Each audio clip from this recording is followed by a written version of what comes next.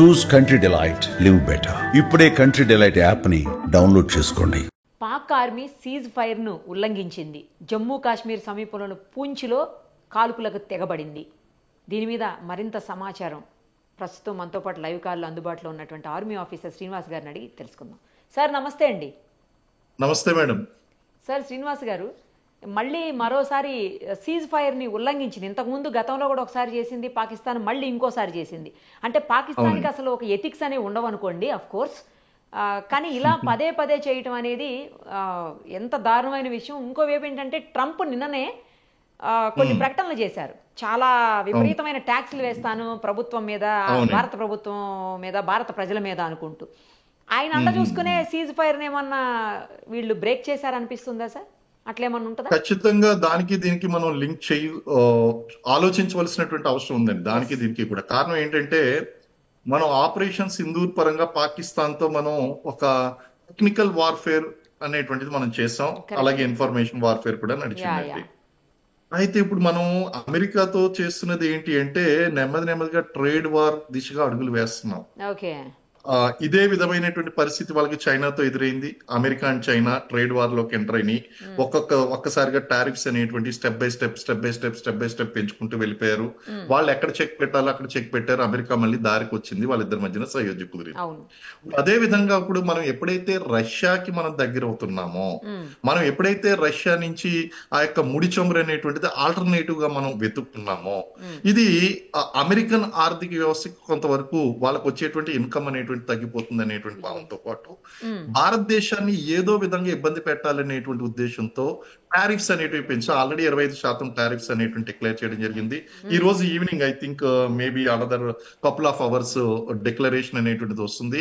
Even ఈ యొక్క pharma industry మీద 250% కూడా టారిఫ్స్ పెంచడానికి నేనేమి వెనకాడను అని చెప్పేసి చేయడం, ఇదంతా కూడా పాక్ కి అనుకూలమైనటువంటి పరిస్థితి.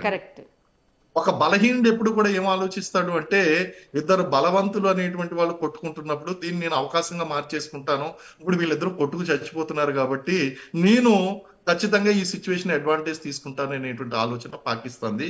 ఖచ్చితంగా అదే విధంగా ఆలోచిస్తుంది. కానీ భారత్ అమెరికా యొక్క ఆ డిప్లొమాటిక్ రిలేషన్స్ ఏదైతే ఉన్నాయో తాత్కాలికంగా స్ట్రెయిన్ అవ్వచ్చేమో, కొంత ఫ్రిక్షన్ గురవ్వచ్చేమో, కానీ శాశ్వతంగా చెడిపోయేటువంటి అవకాశం లేదు.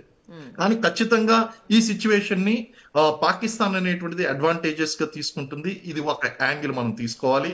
కారణం ఏంటి అంటే, మా వెనకాల పాకిస్తాన్ కి ఇచ్చినటువంటి, అమెరికా ఇచ్చినటువంటి F-16 విమానాలు అనేటువంటివి ఉన్నాయి.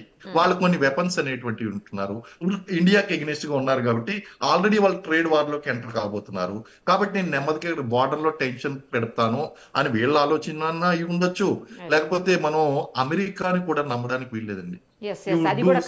చిన్న పిన్ ప్రికింగ్ లాంటిది నువ్వు చిన్న ప్రాబ్లం క్రియేట్ చేయి అని చెప్పడానికి కూడా అవకాశం ఉంది. కాబట్టి మనం రూల్ అవుట్ చేయడానికి లేదండి. It is definitely A daring step done by Pakistan. ఇందులో ఇంకొక యాంగిల్ కూడా ఉందండి. ఏంటి యాంగిల్ అంటే, Pakistani army is known for most indiscipline force in the world అండి. వాళ్ళకి డిసిప్లిన్ అనేటువంటిది లేదండి. మనకి ఇండియన్ ఆర్మీ కనుక మనం చూసుకున్నాం అనుకోండి, డిసిప్లిన్ అంటే ఎలా ఉంటుంది అంటే, మన పై ఆఫీసర్ ఒక మాట చెప్పాడు అంటే, don't violate the rule, don't fire అంటే ప్రాణం పోతుంది తప్ప ఫైర్ మళ్ళీ ఓపెన్ చేయరు. ఎటువంటి అఫ్ కోర్స్ ప్రాణం పోయేటువంటి టైంలో ఎలాగ మనకు ఓపెన్ చేసేటువంటి హక్కు ఉందనుకోండి, అది డిఫరెంట్. ఆర్మీ చీఫ్ కూడా అలాగే ఉంటారు కాబట్టి వాళ్ళు అలాగే ఉంటారు సార్. వాళ్ళు ఏంటంటే మోస్ట్ ఇండిసిప్లిన్ ఫోర్స్ అండి. ఒక పక్కన వీళ్ళు చెప్తూ ఉంటారు, వీళ్ళేమో కింద వైలేట్ చేస్తూ ఉంటారు. ఈ సంవత్సరాలు బట్టి సీజ్ ఫైర్ మనకేమో మొదటిసారి జరగలేదండి. కానీ ఆపరేషన్ సింధూర్ తర్వాత జరిగినటువంటి సీజ్ ఫైర్ ఒక డిఫరెంట్ సీజ్ ఫైర్. కరెక్ట్. మనకి 1965 వార్ అయిన తర్వాత, 71 వార్ అయిన తర్వాత కూడా మనం సీజ్ ఫైర్ అనేటువంటిది ఆ బార్డర్ వెంట లైన్ ఆఫ్ కంట్రోల్ వెంట మనం పెట్టుకున్నామండి. ఆ లైన్ ఆఫ్ కంట్రోల్ వెంట పెట్టుకున్న తర్వాత కూడా రెగ్యులర్ గా, ఇప్పుడు ఇనీషియల్ గా when I posted in Jammu Kashmir border Poonch Rajouri sector లో, పాకిస్తాన్ కి 100 మీటర్స్ దూరంలో నేను అంటే జస్ట్ జాయిన్ అండి, అప్పుడు ఎక్స్పీరియన్స్ మీకు ఎక్స్ప్లెయిన్ చేస్తున్నాను. ఓకే. ఇక్కడ నుంచి ఏదో దీపావళికి పండక్కి మనం జరుపుకునేటువంటి టపాకా ఇలాగా నిరంతరం టప టప టప టప టప rapid fire, sniper fire, LMG fire, medium machine guns firing జరుగుతుంది. రాత్రి అయ్యేసరికి వీళ్ళు ట్రేసర్స్ అంటారండి. ట్రేసర్స్ అంటే ఎలా ఉంటాయంటే ఎర్రటి రంగులో ఉంటాయి. ఆ బుల్లెట్ వెళ్తున్నటువంటి ఆ ప్రొజెక్టైల్ దిశ, ఆ డైరెక్షన్ కూడా మనం చూడొచ్చు, ఎక్కడికి వెళ్ళి హిట్ అవుతుంది అనేటువంటిది కూడా చూడొచ్చండి. ఇవన్నీ కూడా కనిపించాయి. అవన్నీ కూడా రాత్రులు వెలుగుతూ కనిపించి ఇదేంటి దీపావళికి వెలుగుతున్నట్టు ఈ బార్డర్ నిండా దీపాలు జరుపుకుంటున్నారా అన్నట్టు ఉండేదండి నిరంతరం. అయితే చర్యలకు దిగటం అది అంతే కదా. ఎగ్జాక్ట్ గా అండి, కరెక్ట్ వర్డ్ వాడారు. కవ్వింపు చర్యలకి నిరంతరంగా దిగుతూనే ఉంటారండి. ఇది ఎప్పుడు జరిగిందండి? ప్రీ ఆపరేషన్ సింధూర్ టైంలో జరిగేటువంటి రెగ్యులర్ అఫైర్. కానీ ఆపరేషన్ సింధూర్ టైంలో మనం పాకిస్తాన్కి ఎంత గట్టి జవాబు ఇచ్చాము అంటే, ఆ సర్గోదా ఎయిర్పోర్ట్ ని నాశనం చేయడం కానీ, కిరాణా హిల్స్ దగ్గర ఉన్నటువంటి ఆ యొక్క న్యూక్లియర్ వెపన్స్ ఎంట్రన్స్ ని టార్గెట్ చేయడం కానీ, లేదా వాళ్ళ యొక్క క్రూషియల్ స్ట్రాటజికల్ ఎయిర్ బేసెస్ ఏదైతే ఉన్నాయో మళ్ళీ కోలుకోని విధంగా మనం నాశనం చేసిన తర్వాత, మనం సీజ్ ఫైర్ అని చెప్పిన తర్వాత వైలేట్ చేస్తే రిజల్ట్ ఎలా ఉంటుందో అని వాళ్ళకి తెలుసు. చూశారు కూడా. అయినా సరే చూసారండి.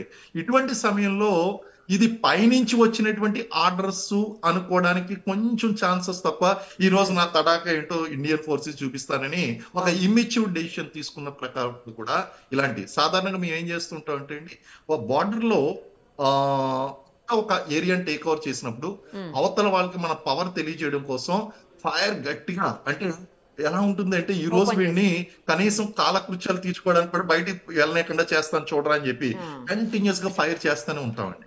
వాళ్ళు కూడా అలా మన మీద ఫైర్ చేస్తూ ఉంటారు. ఖచ్చితంగా వీళ్ళు ఫైర్ చేశారు, ఫైర్ చేసిన దానికి మనం ఇమీడియట్ గా ధీటైనటువంటి జవాబు ఇవ్వాలి. అక్కడి నుంచి కనుక ఫైర్ ఆగిపోయింది అనుకోండి, ఫైర్ ఆగిపోతే ఇంకా దేర్ ఇస్ నో ప్రాబ్లం, ఇంకా ఆ ఫైర్ కంటిన్యూషన్ అనేటువంటిది ఉండదు. అలా కాకుండా వాళ్ళు కంటిన్యూ చేశారు అంటే ఇది ఇతర ప్రాంతాలకు కూడా వ్యాపించి ఉండొచ్చు, అవకాశం ఉండేది. కానీ వాళ్ళు ఆపు చేయడం అనేటువంటిది వాళ్ళకే మంచి అయింది. కాబట్టి మీరు అన్న విధంగా ఈ ప్రస్తుతం అమెరికా భారతదేశం మధ్య ప్రారంభం కాబోతున్నటువంటి ట్రేడ్ వాడిని అవకాశంగా తీసుకుని ఉండొచ్చు, లేదా అక్కడ ఇండిసిప్లిన్ కారణంగా అక్కడ ఉన్నటువంటి ఫోర్సెస్ ఇండిసిప్లిన్ కారణంగా అన్న ఇది యాక్ట్ చేసి ఉండొచ్చు. ఈ రెండిట్లో ఒకటి కింద మనం తీసుకోవచ్చు ఖచ్చితంగా. రైట్ అండి, చాలా వివరంగా చెప్పారు. ఒకవేళ ఇదే కంటిన్యూ చేస్తే మాత్రం మళ్ళీ ఖచ్చితంగా చావు దెబ్బ చూస్తారు భారత్ జవాన్ల చేతిలో, అందులో డౌటే లేదు అసలు. పాకిస్తాన్ 100% ఆపరేషన్ సింధూర్ టైంలోనే మన యొక్క వెపన్ సత్తా ఏంటో తెలిసింది. And I don't think so Modi గారి సత్తా కూడా తెలిసింది. అంతే అండి. సో మన భారత ప్రధానిగా ఎటువంటి నిర్ణయాలు తీసుకోవడం అండ్ ఆపివేయడం కూడా చాలా టాక్టికల్లీ మనం ఆపేసాం అండి. అది ఆపడం కూడా మనం భయపెట్టి వాళ్ళకి మళ్ళీ తర్వాత తీవ్రత ఎలా ఉంటుందో తెలియచేసి మనం ఒక అడుగు వెనక్కి వేసాము అంటే అది భయపడి వేయలేదు, వాళ్ళు భయపెట్టి మనం స్పష్టంగా చెప్పారు కదా సార్, పార్లమెంట్ సమావేశాల్లో స్పష్టంగా చెప్పారు, బతిమలాడుకున్నారు మనల్ని, అందుకోసమే వదిలేయవలసి వచ్చింది, అందుకోసమే ఆపాల్సి వచ్చింది అని చెప్పారు ఆయన, మోడీ గారి స్వయంగా. అవునండి.